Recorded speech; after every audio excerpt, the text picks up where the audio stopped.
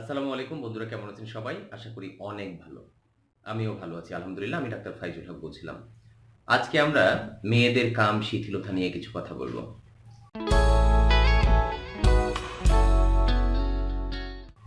আপনারা অনেকেই কমেন্ট করেন, আমি পড়ি। অনেকে গালিও দেন মাশাআল্লাহ। অনেকে কমেন্ট করেন আপনি ইসলাম প্রচার কেন করেন না? অনেকে গালি দেন আপনি হুজুর মানুষ, এসব কথা কেন বলেন? মাথায় রাখেন যে আমি একজন চিকিৎসক। আপনাদের সত্যি তথ্যটা জানাচ্ছি। রাস্তায় হারবালের এত পোস্টার, এত সেক্সের পোস্টার, এত ১ ঘন্টায় ভালো করার পোস্টার, মনে হয় বাংলাদেশে এই সেক্স শুধু জাতীয় সমস্যা। আমি তাদের ভুল বোঝাচ্ছি। আমার প্রত্যেকটা ভিডিও আমার সচেতন করার উদ্দেশ্যে। আমি বলি না আমার কাছে আসেন। আপনার আমার কাছে আসতে হবে না। বাট আপনি আমার তথ্যটাকে গ্রহণ করেন। গালাগালি করা খুব বাজে লক্ষণ ভাই। আপনার গালি দ্বারা, আপনার ব্যবহার দ্বারা বোঝা যাবে আপনি কোন মা-বাবার সন্তান। আশা করি বুঝতে পারছেন। এবার আমরা কথা শুরু করি। ঠিক আছে ভাইয়া? আর যারা বলেন যে আপনি ধর্ম প্রচার করেন না কেন? দোয়া করেন। পড়াশোনা করতেছি ধর্ম নিয়ে। আমি যেহেতু ধর্ম সম্পর্কে তেমন ভালো জানি না। আমি চিকিৎসক মানুষ, ডাক্তার মানুষ, তাবলিগে গিয়ে দাড়ি টুপি রেখে দিছি। আমি এখন পড়তেছি, পড়ালেখা করতেছি একাডেমিক ভাবে একদম। দোয়া করেন। যদি ধর্মীয় জ্ঞান আল্লাহ আপনাদের দোয়ায় দান করে, ইনশাল্লাহ ধর্ম নিয়ে কথা বলবো। ঠিক আছে ভাই? আমাদের আলোচনায় আমরা ফিরে আসি। বন্ধুরা, কাম শিথিলতা। মেয়েরা লজ্জায় কারো কাছে বলতে পারে না। অনেক মেয়েদের ডিভোর্স হয় এই কারণে। তাদের মধ্যে আকাঙ্ক্ষা থাকে না, আগ্রহ থাকে না। অর্গাজম কি এটা তারা বোঝে না কখনো। চূড়ান্ত পরিতৃপ্তি বলতে কিছু তারা বোঝে না। আমরা চিকিৎসক হওয়ার কারণে অনেক হাজবেন্ডরা, মেয়েরা সাধারণত কম বলে আমাদের কাছে, অনেক হাজবেন্ডরা বলে ডাক্তার সাহেব দেখেন তার তো এই সমস্যাগুলো নাই, তার তো একদম কোনো স্পৃহা নাই, আকাঙ্ক্ষা নাই এই বিষয়ের উপরে। সেক্সুয়াল যে একটা আকাঙ্ক্ষা থাকে, এই আকাঙ্ক্ষা নাই। তো ডাক্তার সাহেব একটু দেখেন আমি কি করতে পারি, এমন কোনো মেডিসিন আছে কিনা।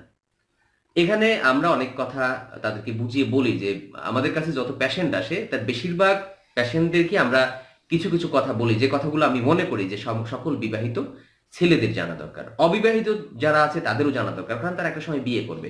আর যারা সাধু সন্ন্যাসী হয়ে যাবেন, বিয়ে টিয়ে করবেন না, তাদের এই ভিডিও না দেখলেও চলবে। তো বন্ধুরা, আমরা সামনের দিকে আগাই। এখানে মাথায় রাখেন যে একটা মেয়ের অনেকগুলো কারণে কাম শিথিলতা হয়। আকাঙ্ক্ষার অভাব, তার ভালো লাগে না, তার পরিতৃপ্তি আসে না, তার পেইন হয়, ব্যথা আসে। এগুলো কি কি কারণ হয়? প্রথম যে কারণটা, আমরা দুইটা কারণ বলি। একটা হচ্ছে অর্গানিক, শারীরিক কিছু সমস্যার জন্য হয়। আর একটা হচ্ছে তার সাইকোসোমাটিক, মনোদৈহিক কিছু কারণের জন্য হয়। এর মধ্যে যারা খুব রক্ষণশীল পরিবারে বেড়ে ওঠে, যারা দেখে যে না কোনো ছেলেরা ছেলেদের সাথে মেশা যাবে না, বা ছেলেরা খারাপ, বা এই জাতীয় চিন্তা নিয়ে যারা বড় হয়, হ্যাঁ আমি পর্দা করব, আমি সবকিছু করব, কিন্তু আমার সহজ হওয়ার যে বিষয়টা, আড়ষ্ট ভাবটা আমার মধ্যে, এই আড়ষ্ট ভাবটা যেন আমার মধ্যে না থাকে আর কি। এই পরিবেশে যারা বড় হয় তাদের মধ্যে এই সমস্যা দেখা দেয়। যে পরিবেশে তার বাবা তার মায়ের সাথে খারাপ আচরণ করে, ওই পুরুষের প্রতি তার একটা বিতৃষ্ণা চলে আসে, ভয় চলে আসে, ভীতি চলে আসে। সে মনে করে বিয়ে করলে আমার উপরেও এরকম হয়তোবা একটা টর্চার হবে, যে আমার মা জীবন কোনোভাবে মানসিকভাবে শান্তি পায় নাই, ভাত দিতে দেরি হয়েছে তো মার দিয়েছে, তরকারিতে লবণ কম তো মার দিয়েছে। তার মধ্যে এই যে একটা বাজে পরিবেশে বড় হয়েছে, এখান থেকেও কিন্তু সে খারাপ একটা ধারণা, ছেলেদের প্রতি খারাপ একটা ধারণা নিয়ে বেড়ে ওঠে। ছোটবেলায় অনেক সময় আছে, ছোটবেলায় দেখা যায় আপনজনদের কাছ থেকে যদি কেউ সেক্সুয়াল হ্যারেস হয়, যৌন নির্যাতন, সেটা হতে পারে যে তার সাথে ফিজিক্যাল হোক বা যাই হোক, বা তার প্রতি এমন আচরণ করা হয়েছে যা তাকে এই মানুষগুলোর প্রতি একটা ভয় তৈরি করে দিয়েছে, এরকম হলেও হয়। আবার তার কোনো বান্ধবী, খুব কাছের বান্ধবী, তার তার কাছ থেকে যদি সে অভিজ্ঞতাটা জানে যে ছেলেরা এরকম হয়, তাহলেও তার মধ্যে এগুলো হতে পারে। হাজবেন্ড যদি পছন্দ না হয়, এরকম হতে পারে। পূর্ববর্তী প্রেম করছে সে, ওই ছেলেকে কোনোভাবে ভুলতে পারে নাই, তাকে জোর করে বিয়ে দেওয়া হয়েছে, এজন্য এরকম হতে পারে। হাজবেন্ডের দুর্ব্যবহারের জন্য হতে পারে। হাজবেন্ড যদি সেক্সুয়াল রিলেশনের সময় তাকে প্রস্তুত ঠিকভাবে না করতে পারে, তাহলেও হতে পারে।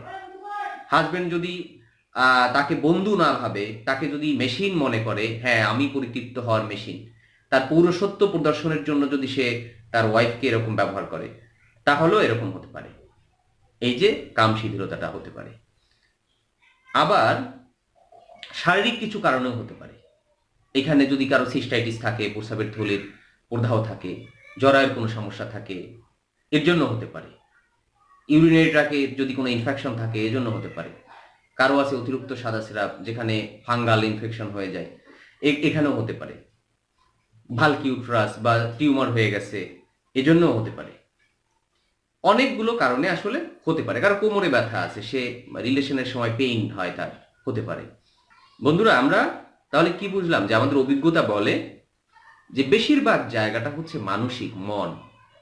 যেখানে আমি আমার পার্টনারকে বন্ধু ভাবতে পারবো না, আমার পার্টনারকে যদি আমি সত্যিকারের ওরকম ভালোবাসা, মনের ভালোবাসাটা না দিতে পারি, সেক্সুয়াল রিলেশনের সময় যদি আমরা পরিপূর্ণভাবে তাকে উত্তেজিত করা বা প্রস্তুত করতে না পারি, তখন তার মধ্যে এই সমস্যা চলে আসতে পারে। অনেক ধন্যবাদ বন্ধুরা যারা আমাদের সাথে ছিলেন, অনেক ভালোবাসা আপনাদের জন্য। আশা করি আপনারা বেসিক কনসেপ্টটি পেয়েছেন। আর আমরা চিকিৎসকরা যদি এই কথাগুলো না বলি, কারা বলবে বলেন? আমি একজন চিকিৎসক, এখন যদি আমি দাড়ি না থাকতো, প্যান্ট শার্ট না থাকতো, আপনাদের ভালো লাগতো, তাই না? যে না, উনি কথা বলছে ঠিক আছে, বাট দাড়ি টুপি আছে, কথা বলতেছে, এই সেক্সুয়াল কথাগুলো বলতেছে, আমাদের উনি খুব খারাপ কাজ করতেছে, তাই না?